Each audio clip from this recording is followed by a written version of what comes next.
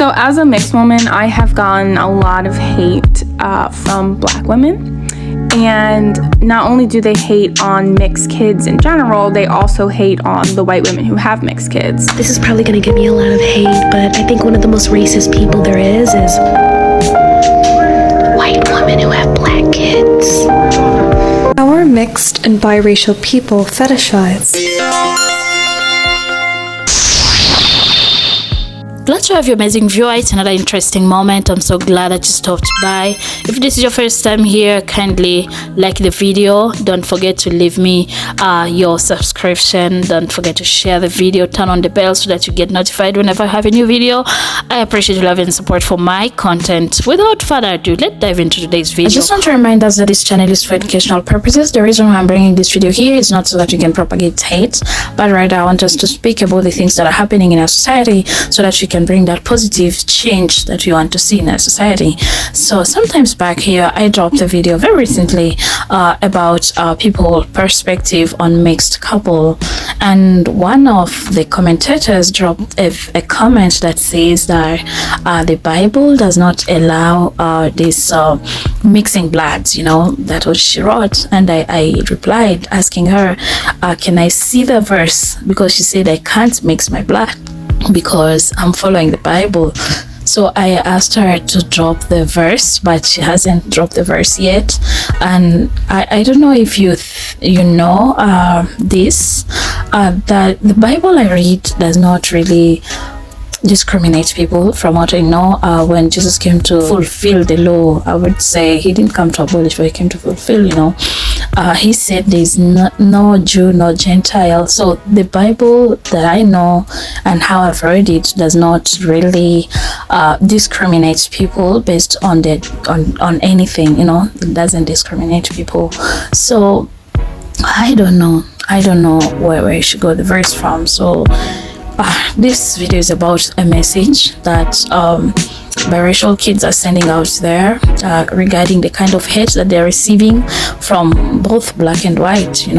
While people are saying, most biracial kids are saying that the most hate they have received it from the Black side.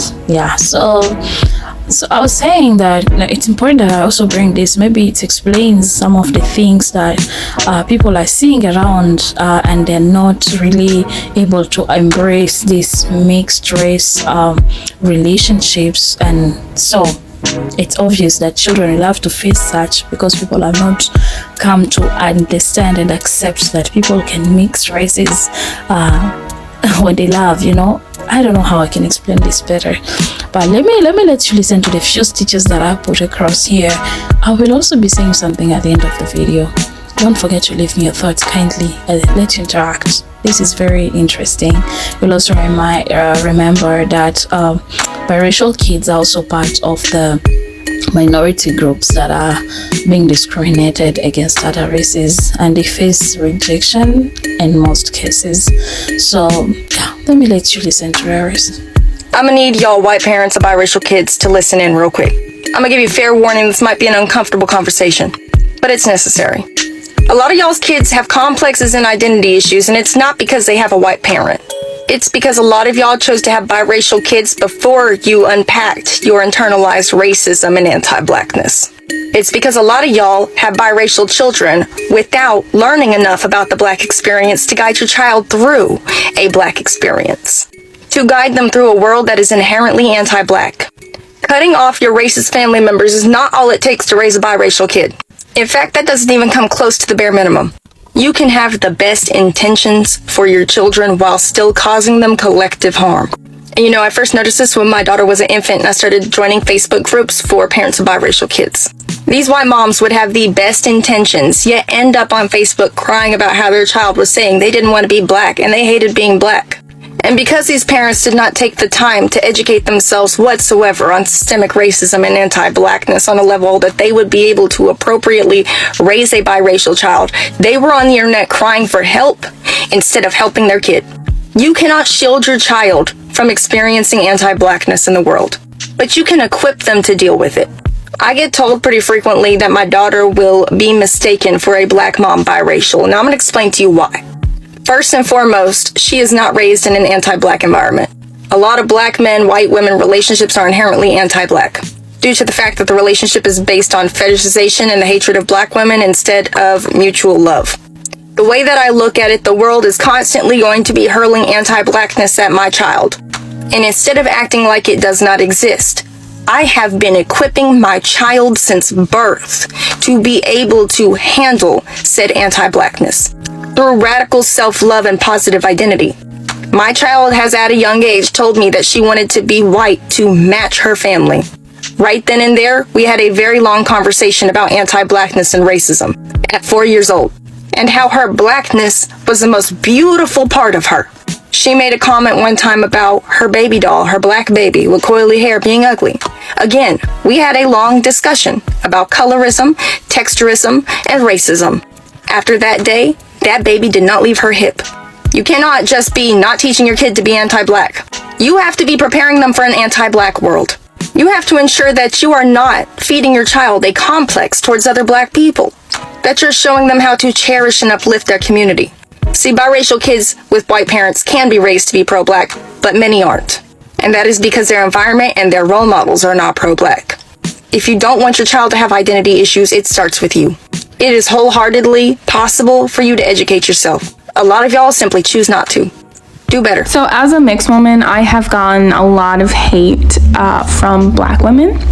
And not only do they hate on mixed kids in general, they also hate on the white women who have mixed kids and assume that every single white woman that has fallen in love with a black man and had his child, fetishized him and intentionally wanted to, create a mixed child because it's a kink, as she said in this video.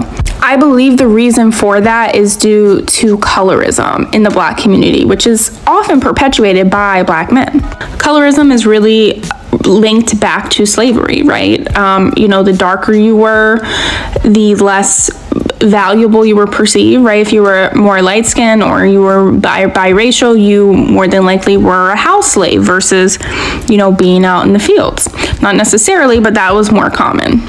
Being lighter complexion was seen and is still seen as being the beauty standard in the black community. It was forbidden for centuries, really up until the last, 50 years or so, for black men to, intermingle with white women. And so now that it's socially acceptable, a lot of black men view, being with a white woman as the superior thing. And again, that links back to colorism. Black women are the most marginalized group in America. So I feel that there is a lot of resentment and bitterness in a lot of black women because of this, right? Because they often get treated poorly by other black men. Instead of calling out the black men who perpetuate this idea, we all know the type of man who perpetuates this type of idea, and colorist men, who only date white girls, who, only hang out with the snow bunny types, who talk down about black women and who are loud and proud about their preference, those types of men. Instead of addressing those types of men and colorism as the main issue, a lot of that resentment and bitterness is directed towards mixed women and mixed children in general. And by proxy, also directed at white women. I get it. I totally understand where it comes from. It doesn't make it necessarily right. I personally think that interracial relationships are beautiful, and the fact that we are able to freely participate with anyone, regardless of their skin color, is an absolutely beautiful thing. I think that that anger and resentment is being directed towards the wrong people. Anyone that has a problem with that, before you comment, I highly recommend taking a look at your own bias and where that comes from. How are mixed and biracial people fetishized? This is part of an ongoing series where I investigate the fetishization of marginalized groups, and I've received so many requests to cover mixed race people.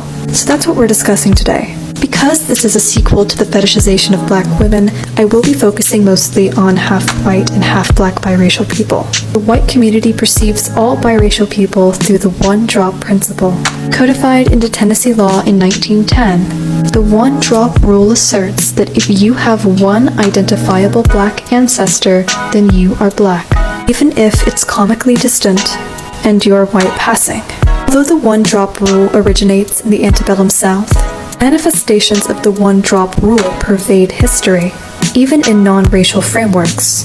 For instance, a royal with peasant admixture. In 1859, Charles Darwin published On the Origin of Species. Unwittingly, his exploration of evolution in the Galapagos led to the death of 11 million people. His theories of evolution misappropriated into social Darwinism and eugenics. Eugenics is a far-right ideology propagated on the notion of racial purity. Eugenics was evidenced by pseudoscientific theories on racial hierarchies. Although Jewish people were most affected by the eugenics movement, all marginalized people deemed racially or genetically impure were affected. In the United States, this led to the forced sterilization program.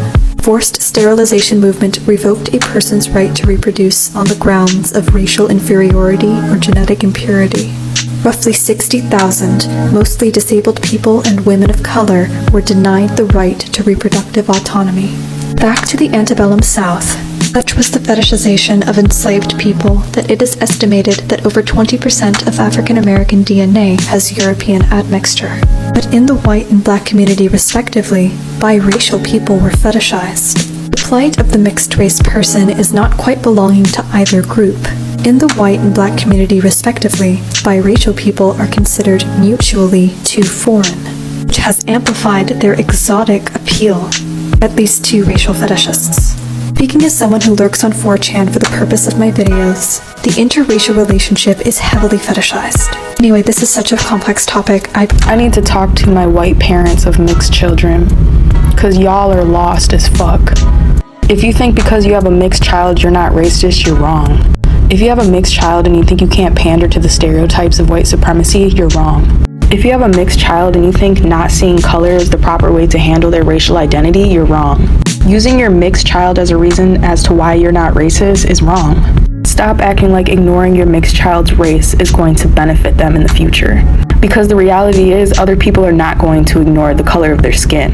Take the time to learn about their culture. Take the time to prepare them for the racism that they will experience.